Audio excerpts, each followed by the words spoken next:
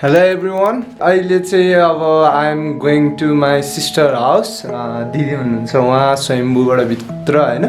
उहाँ दिदीकोमा जान लागेको म र मम्मी म खासै यस्तो रिलेटिभहरुकोमा त्यति गइराख्न त मन लाग्दैन अब मेरो पनि दाइ दाजु र म मात्र हो हैन दिदीहरु छैन सो एकदम दिदीको प्रेजेन्स एकदम रमाइलो लाग्छ कि जस्तो अब दिदी छ भन्ने हुन्छ हैन अनि त्यहीमाथि दिदी एकदम चिल हुनुहुन्छ कि हामी सँगै ड्रिङ्क्स गर्छ कहिलेकाहीँ सँगै यस्तो भेट भयो पहिला नि गइराख्थ्यो झ्याउला बेला है सो त्यो उता वाइट गुम्बा साइडतिर छ क्या अनि त्यतातिर घुमि बस्थ्यो यसपालि चाहिँ यसो भ्लग नि बनाऊँ न हैन दिदीसँग हुन्छ अनि यसो मेमोरी पनि हुन्छ अनि दिदी पनि छैन मेरो भ्लगमा अहिलेसम्म सो त्यही भनेर I am going to vlog today it's been a while धेरै पनि भएको थियो भ्लग नगरेको है सो त्यो स्पेसली एउटा मेमोरीको लागि मात्र भए पनि मैले यो भ्लग आज बनाएको हो त्यहाँ कुकुर छ लियो पुरा रेन्जर घोडा जस्तो कुकुर छ है सो अब त्यहाँ जाँदा चाहिँ यस्तो रमाइलो हुन्छ क्या एकदम अर्कै खालको माहौल हुन्छ क्या दिदीहरू पनि ड्रिङ्क्स गर्छ भेनाजुहरू पनि मजाले सँगै मिठो मिठो बनाउँछ त्यस्तो खालको माहौल हुन्छ है तयार होइन दिदीकोमा जान चेन्ज गर्नु प्यान्ट लगाउँछ हौ त्यस्तो अनि त्यहाँबाट नआउने नै हो बुवा नि बाहिर जानु भएको छ उता गोर्खातिर सो त्यही भएर हामीले त्यही डिसाइड गऱ्यो यसो आज जानु पर्ला किनकि दिदीले अस्तिदेखि पनि बोलाइ गरिरहनु थियो है त्यो माथि उयोहरूतिर नि जाने नि त वाइट गुम्बाहरूतिर यता जाने भोलि जाने आज त कहाँ अब रेस्ट गर्नुपर्छ उहाँसँग गएर त खानु बस्नु पऱ्यो च्याट्ट लाएर हाम्रो दिदीको ल दिदी आउँदैछ हामी आमा यो हेरेर त माछा पो खानु मन लाग्यो नि त मलाई त जस्तो देखियो त है म त हरिप पो देखेर आँगनमा खिच्दै खान्छ र यो मुखब्याङ छ क्या यो दुईजनाको डेन्जर मिठो पाराले खान्छ कि त्यो चालको भयो त्यो सानो बुनु खोइ कहाँ गयो भनेर सोध्दै थियो सबैजनाले बाई बाई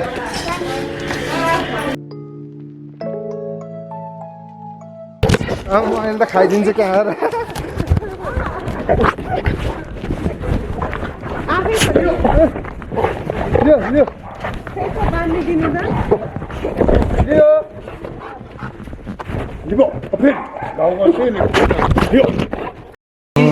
अर्को गर्नु त अर्को लाइट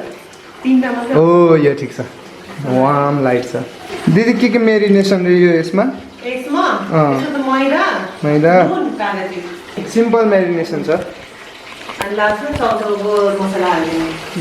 चाउचाउको मसला हालेर चाख्दिनु न ताजा दिदी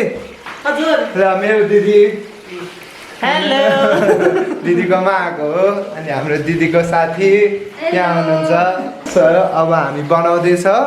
यहाँ दिदीले ककटेल बनाउन आउनु भएको छ अनि रोस्ट अनि दिदीको स्पेसल यो पनि अब ट्राई गर्नुपर्छ मिठो भयो भने फर्स्ट टाइम हो मेरो त अनि यो रोस्ट यो चाहिँ मैले मेरिनेट गरेँ ओके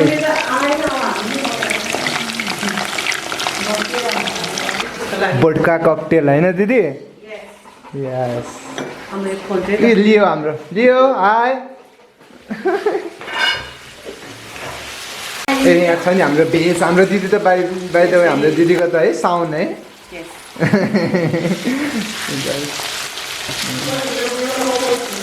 दिदीको ककटेल दिदी ल यो फर्स्ट एप्पल यो हाम्रो एप्पल यो सानो पिसमा अनि लेमन त लगाएर खिच्दिनु लेमन पिटा हातले हाल्नु पर्ने रहेछ प्रो पाराले हो हाम्रो इन्ग्रेडियन्टहरू त यति मात्र है लेमन एप्पल यो अनि स्प्राइट है अरूलाई चाहिँ यो मात्रै अब नेक्स्ट टाइम चाहिँ हामी दामी बनाउनु पर्छ क्या ए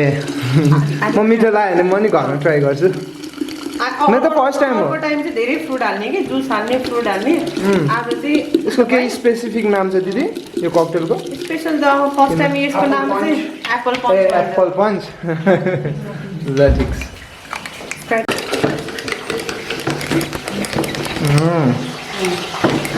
आमा छक्कै पर्दैछ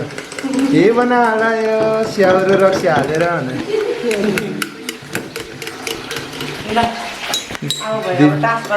हो त्यस्तो 3 वर्ष पुरा पुगेर 4 मा हिँडेर लियो पहिला कति सानो थियो सो यस्तै हुन्छ हाम्रो दिदीकोमा चाहिँ सो मलाई एकदम आउनु मन लाग्छ दिदीकोमा यस्तै माहौल हुन्छ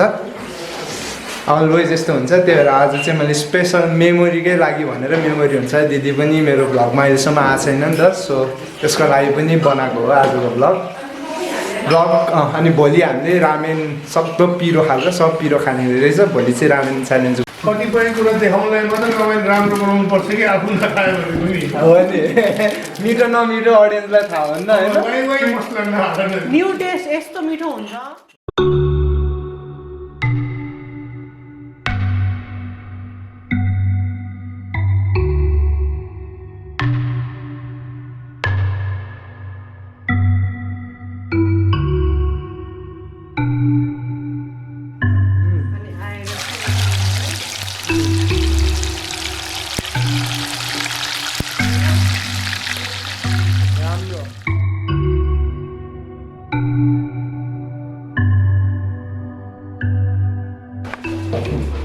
हाम्रो यो के अरे एप्पल के अरे भन चाहिँ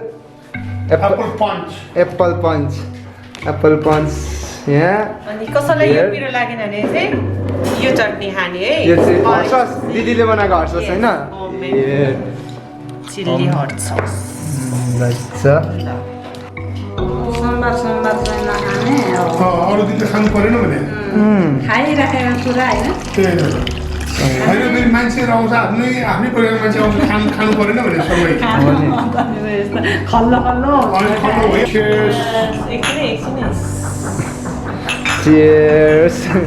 The first time apple punch. First time apple punch. हो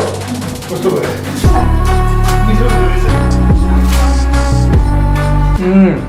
Not bad. Didi, not bad. Damn is Cheers. Cheers, Didi. First time आता है क्या मेरे भी first time. बनाउनु चाहिँ मैले पनि फर्स्ट टाइम नै बनाएको है रेना चाहिँ हो स्पेशलिस्ट चाहिँ. मलाई कस्तो लाग्यो ठिक्क छ है त्यस्तो बिस्तारै खाने टाइप दिदीको स्पेसल चाग्यो ल के दिदीको है पिरो खान्छै खाँदैन तिमी खान्छ किन खान्छ नर्मल चटनी हुन्छ बबल पिरो नि ब्रो है एकदम वाच इट हो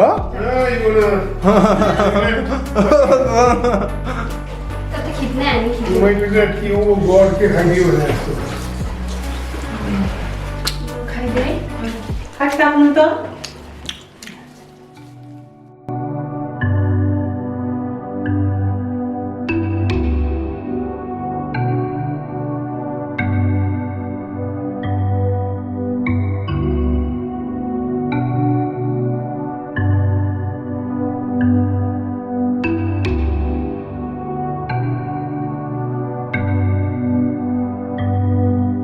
दिदी यसको रेसिपी भन्नुपर्छ है मलाई के हो म यो बनाउँछु यार दामी रहेछ